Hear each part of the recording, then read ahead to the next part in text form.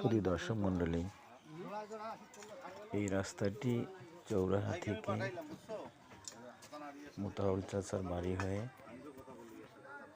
ইসলামাবাদ মসজিদে গেছে।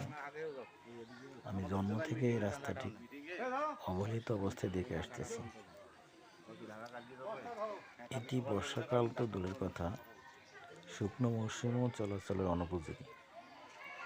ফেসিবাদ সরকার দীর্ঘদিন ক্ষমতায় থাকার কারণে শুধু উন্নয়নের গল্প করেছে, বাস্তবে কোনো উন্নয়ন হয়নি।